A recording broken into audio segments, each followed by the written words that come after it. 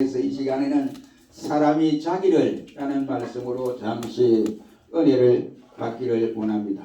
오늘 본문 말씀에 보면 사도 바울은 성찬식을 거행함에 있어서 사람이 자기를 살피고 그 후에야 이 잔과 떡을 먹을지니라고 말씀을 강조하고 있습니다.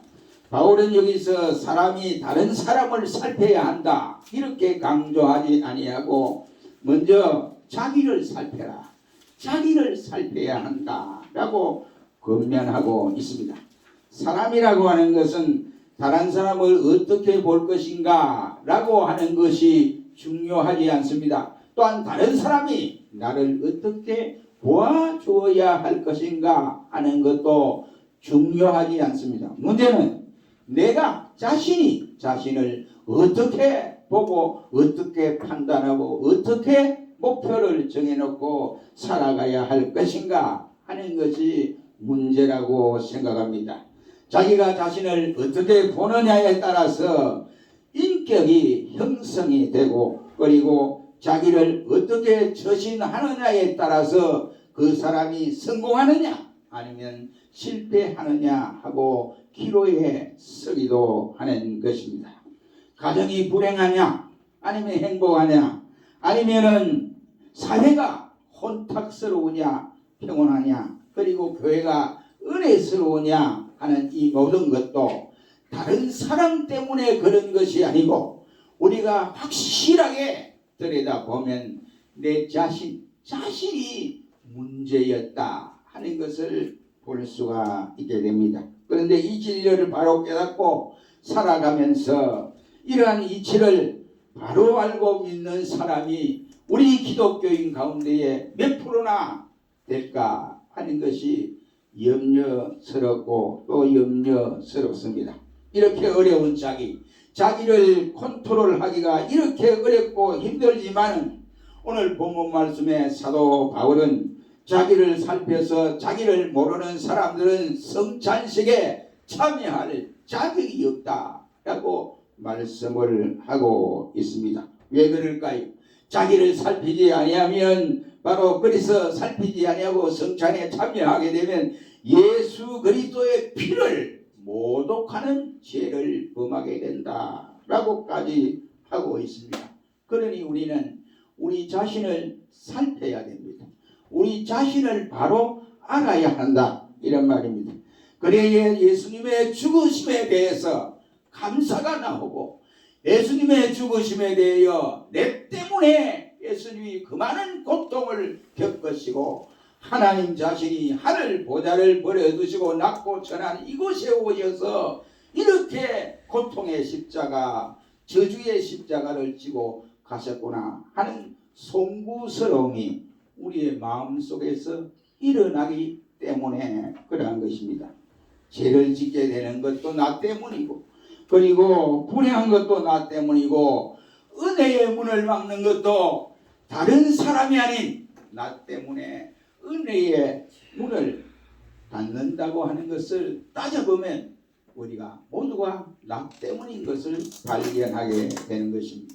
그러기에 바울은 뿐만 아니라 그리고 성 어거스틴 이런 사람들은 모두가 자기 자신을 가장 큰 원수로 알고 있었으며 베로나드도 역시 자신 외에는 어느 누구도 자기를 해끼칠 사람은 없다라고 단정하여 말을 하기도 했습니다. 이런 의미에서 볼 때 바울은 자기 스스로를 바로 속지 말아야 한다라고 말씀을 하면서 자기를 살펴라고 말씀을 하고 있습니다. 그러면서 우리 성경은 자기라고 하는 이 존재가 얼마나 귀중한지 천하를 주고도 바꿀 수 없는 귀한 존재라고 알려주고 있습니다. 다시 말해 자기는 자기라는 말이 되겠습니다.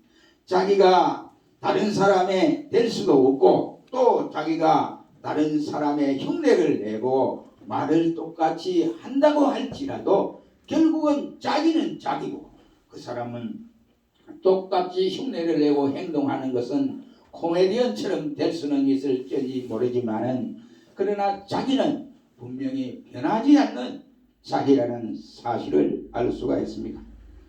수많은 금덩어리를 몸에 칭칭 감고 다녔던 오아시스의 회장, 우리가 잘 아는 오나시스라는 사람이 있습니다. 선박에 이와 같이 제왕이지요. 오나시스가 마지막 프랑스 모 병원에서 순직하면서 죽을 때에 그런 가족들이 보는 가운데 초절한 가운데서 마지막 유언을 남긴 것이 돈은 돈이요 내 자신은 내 자신이다 라고 하면서 초절한 죽음을 맞이했다고 합니다.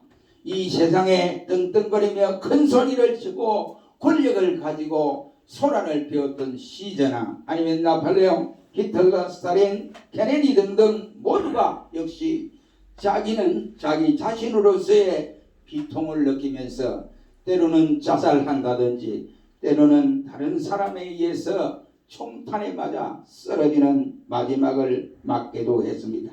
이렇게 사람이란 자기라고 하는 존재 때문에 망하기도 하고 자기라고 하는 존재 때문에 바로 승리하기도 하게 되어진다는 말입니다. 그러기에 숱한 철학자나 바로 대시인들은 모두가 한결같이 자기 자신에 대해서 연구도 하고 자기 자신에 대한 시를 많이 남겼던 것을 볼 수가 있습니다. 우리가 잘 아는 소크라테스는 내 자신을 알아라 라고 말씀을 할 뿐만 아니라 솔로몬, 지혜의 왕 솔로몬도 말하기를 바로 자기 마음을 다스리는 자는 성을 빼앗는 것보다 더 낫다 라고 말씀했고, 예수님께서는 말하기를 내 눈 속에 있는 들보는 발견하지 못하면서 남의 눈 속에 있는 티를 가지고 이러쿵 저러쿵 하느냐 라고 말씀하면서 자기 눈 속에 있는 들보를 빼내라 하고 자기를 강조하기도 했습니다. 이러한 말씀들은 자기 발견과 자기 완성을 추구하는 말씀들이라고 할 수 있습니다. 오늘 본문에서도 사도 바울이 자기를 살피고 난 다음에 바로 그리스도의 뜻과 잔을 들어야 한다고 강조했던 의미를 오늘 우리는 성찬을 통해서 다시 한번 살펴보기를 원합니다.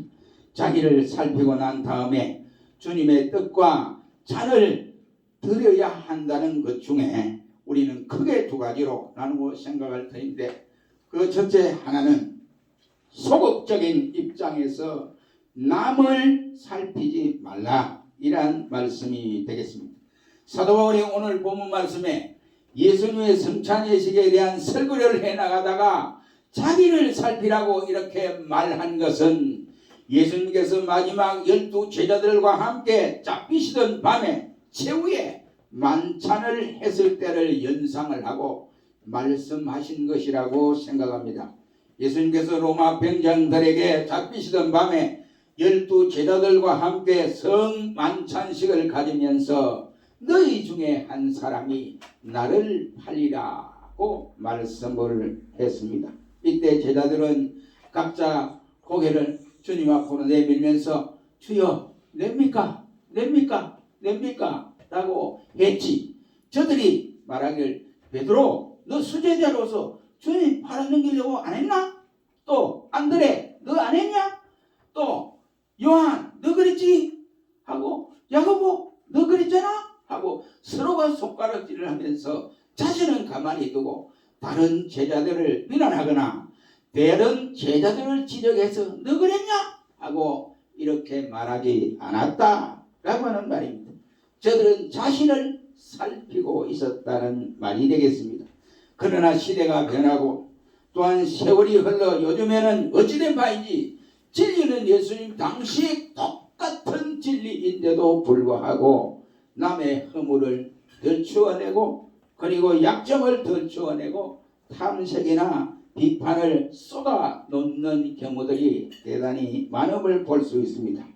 그러나 우리 예수님은 이러한 시대를 살아가는 우리에게 비판을 받지 아니하려거든 너희는 비판하지 말아라. 너희 비판하는 그 비판으로 너희가 비판을 받을 것이다 라고 말씀을 했습니다. 형제가 실수를 할 때 그것을 헐뜯고 조롱하고 이와 같이 저 사람 안 되겠다 하고 이렇게 막 이 동네 저 동네 다니면서 말을 퍼뜨리는 것이 아니라 바로 우리는 우리 자신을 살펴보면서 나는 그런 상황에서 어떤 행동을 취하고 살았던가 하고 살펴보아야 한다는 말이 되겠습니다.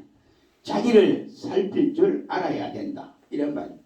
그래서 바울은 31절 말씀에 말하기를 우리가 우리 자신을 살피면 바로 비판을 받지 않는다라고 말씀을 하고 있습니다. 성경 주석가 메초헬리는 말하기를 우리가 자신을 살피면 하나님 앞에서 심판을 받지 아니한다라고 말씀을 했습니다. 우리는 다른 사람을 판단하고 다른 사람의 허물이 없는가 하고 살피는 일과 또한 동네방네 돌아다니면서 다른 사람의 허물을 이와 같이 난도질하는 이러한 일들이 없는지를 성찬식에 참여하기 이전에 우리 자신을 살펴서 그런 일이 있으면 주님, 내가 잘못했습니다. 내가 모르고 그랬습니다. 그때 환경이 그러니까 나도 모르는 사이에 그렇게 했습니다. 라고 회개를 할 줄 알아야 돼요. 저는 어저께부터 금요일 저녁에 밤 9시 돼서 문자가 하나 왔어요. 아무개 목사가 소천했다. 그런데 그분이 바로 여기 조리업에 있는 목사입니다. 젊은 목사예요. 그래서 제가 그랬어요. 이것들이 미쳐도 더럽게 미쳤구나. 응? 나갈 때는 언제 나가더니만은 죽고 나니까 그만 떼거리같이 문자를 보내서 아무개 목사 소천했다. 목사님 오시든지 안 오시든지 이래 더 문자를 보내놨어요. 그래도 정신 나간 백성이구나 이런 생각이 없잖아 들었습니다. 아무튼 우리는 다른 사람을 판단하고 남의 허물이 없는가 하고 살피던 그 일들이 없었는지 아니면 동네 방네 다니면서 말로 남의 허물을 공포하고 다니는 일이 없었느냐 이 말이에요. 용서하고 들으십시오. 옛 선인들이 말하기를 늘 그래 말을 했어요. 아들이 많은 집에서는 도둑놈을 보고들 난 흉보지 말아라. 고들 딸을 많이 낳은 집에서는 우리 경상도 말로 환양년이에요. 환양년. 그러면 우리 서경에 말하면 저 마리아 우물가에 마리아 물을 길러 갔던 그 마리아가 남편이 5이었잖아요. 그렇죠? 남편이 5. 그러니까 기생 오라버니요. 쉽게 말하면 그런 여자를 보고들 난 여자다운 여자 아닌 여자를 보고들 난 흉도 보지 말아라. 그 말을 했습니다. 그 자녀가 있는 가정에서는 흉보지 말아라. 왜? 내 자녀가 그렇게 될 수도 있다는 선인들의 말이 되겠습니다. 그러므로 우리는 어찌해야 되느냐? 나 자신을 먼저 살펴보아야 한다. 이런 말. 여러분, 뭐가 보입니까? 내 자신을 돌아보니 뭐가 보입니까? 빨간색으로 보입니까? 아니면 파란색으로 보입니까? 아니면 노란색으로 보입니까? 아니면 보라색으로 보입니까? 아무튼 우리는 남의 허물을 살피기 이전에 우리 자신을 살펴야 한다. 이런 말입니다. 두 번째는 적극적인 입장에서 자기를 살펴야 한다. 이런 말입니다. 예수님께서 제자들과 함께 먹던 성만찬식에서 무엇 때문에 예수님이 그때에 너희 중에 누가 나를 팔리라 라고 이 말씀을 했겠느냐 이런 말입니다. 이는 예수님 자신은 언제 악도들에 의해서 로마 군종들에 의해서 붙들려가서 이와 같이 끌려가서 고통을 당하고 마지막 십자가에 달려 돌아가실 것을 미리 아시고 자기가 그 십자가의 희생의 대가는 자기 백성 구원이 그러니까 자기 제자들도 구원하고 자기 백성들도 구원하기 위한 하나의 마지막 주님의 일입니다. 그런데 그때 성만찬 마지막 밤에 이와 같이 주님이 뜻과 잔을 돌리는 시점에서 주님의 살과 피를 기억해야 하는데 그래야지만 하고 일부 제자가 보니까 이것을 의미도 없이 먹고 있더라. 이런 말이에요. 얼마나 주님이 그 장면을 볼 때 말은 하지 않지만은 너희 중에 한 사람이 나를 팔리라고 말씀을 했지만은 그때의 주님의 가슴은 말로도 할 수 없이 고통을 느꼈을 것이라고 생각을 합니다. 그런데 아무 의미도 없이 성만찬에 참여하는 이 모습 여러분 너무나 답답하여 너희가 지금 이 사실을 스스로 깨닫고 내 자신들을 살펴라고 하시는 주님의 말씀인 것입니다. 이때 제자들은 다 함께 앞을 다투어서 주님 접니까? 주님 접니까? 접니까? 하고 얼굴을 주님 쪽으로 내밀면서 걱정을 하면서 자기를 살피는 마음으로 이렇게 이야기를 했습니다. 자기를 나름대로 양심으로 혹이라도 지금은 내가 그렇지 않지만은 혹시나 주님 앞에 내가 말을 잘못해서 주님 마음을 섭섭하게 하지 않았을까?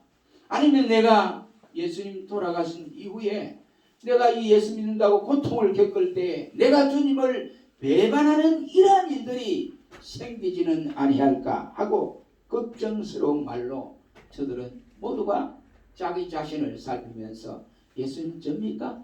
접니까? 라고 했습니다. 그런데 그 중에 한 사람은 가룟 유다는 능청스럽게도 주님 접니까? 하고 똑같이 제자들에게 말하는 것처럼 똑같이 말을 하고 있었습니다. 가룟 유다는 그 자리에 앉아 있어서는 아니 될 사람입니다. 그런데도 불구하고 성만찬을 먹을 수 없는 반역자인데도 불구하고 그는 제자들과 똑같이 주님이 주시는 떡을 먹고 주님이 주시는 잔을 마시게 되었더라는 것입니다. 그러면서 하는 말이 주여 접니까? 하고 주여라고 이와 같이 말을 했던 사람입니다. 여러분, 가룟 유다는 이런 방구 내색도 하지 아니하고 그는 태연작스럽게 그 성찬에 참여했던 것입니다. 그는 조금이라도 양심의 가책이 있었더라고 한다면 그 성찬식에서 떡을 들 때 그 떡을 먹지 못하고 밖에 뛰쳐나가 통곡을 했어야 마땅할 사람이지만 그는 그렇게 하지 아니했습니다. 그렇다면 저와 여러분 그때의 가룟 유다와 시대는 다르고 형편이 다르지만은 지금 이 시간 주님의 살과 피를 먹기 전에 우리 자신을 한번 되돌아보아야 한다는 거예요. 내가 주님 앞에 혹시 내 잘못된 행동으로 주님의 마음을 상하게 하진 않았을까? 내가 말을 잘못해서 주님의 마음을 안타깝게 만드는 일이 없었는가를 우리 스스로 자신을 살피시기를 바랍니다. 자신을 살펴야 한다. 이란 말이에요. 학개에서 1장 5절 말씀에 학개는 말하기를 너희 소위를 살피라 했습니다. 너의 행동을 작은 행동이라도 살펴보라. 이란 말씀이 되겠습니다. 우리의 하는 일과 양심을 살펴보아야 됩니다. 가룟 유다처럼 흉악한 반역죄는 아니고 했는가? 가룟 유다처럼 불쌍한 인생은 아닌가? 죄를 지켜도 죄를 안 진 것처럼 의인인 양 이렇게 나대지는 않았는가? 예수님 말씀처럼 차라리 너는 이 세상에 태어나지 않았더라면 좋을 뻔했다고 하는 이와 같은 인생은 아닌가? 이 시장 우리는 가만히 생각해 보면 나라들도 많지요. 나라들마다 말도 여러 말들이 있습니다. 그 인생을 그러나 크게 세 가지로 분류를 한다고 한다면 첫째 인생의 종류는 자기 잘못을 스스로 깨닫고 뉘우치는 사람이 있는가 하면 두 번째 사람은 자기 잘못을 해놓고도 모릅니다. 그래서 다른 사람이 충고를 하니까 끝에서야 깨닫고 그렇습니까? 내가 고쳐야죠 하고 고치는 사람이 있고 또 세 번째 사람은 자기 잘못을 자기 스스로 모르는데 다른 사람이 충고를 했는데도 그 충고를 듣지 아니하는 아나무인과 같은 이러한 인생이 이 세계 속에 있다. 이런 말이 되겠습니다. 그렇다면 지금 이 시간 우리는 나는 어디에 속한 사람일까? 이런 말이에요. 오늘날 많은 사람들이 자기만을 자랑하고 자기 자신에게 도취되어서 날뛰고 있다고 할지라도 우리는 그리스도의 피와 살을 먹는 기념하는 이 성찬 예식에서 이 떡과 잔을 먹기 전에 먼저 자신을 깊이 돌아보고 살피는 시간이 되기를 주의 이름으로 축원합니다. 마지막으로 우리 손혜원 목사님은 그의 신앙의 걸음이 대단한 걸음을 걸어갔다라고 할 수 있습니다.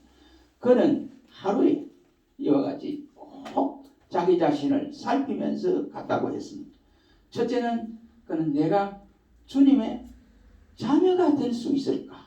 그런 자격이 있는가? 이걸 살폈고, 두 번째는 내가 주님의 신부의 자격이 있는가? 라고 살폈으며, 세 번째는 나는 성령의 이와 같은 전인 성령의 전의 자격이 있을까? 하고 하루에 세 가지를 놓고 살폈더라고 말씀을 하고 있습니다.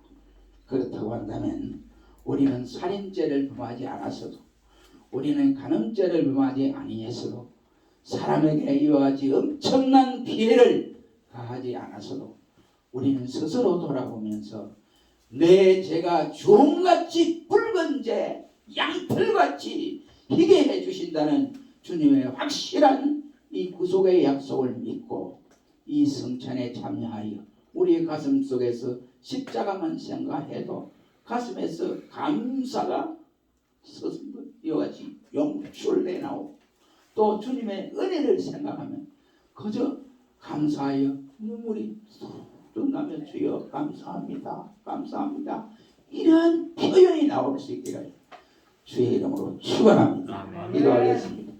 전능하신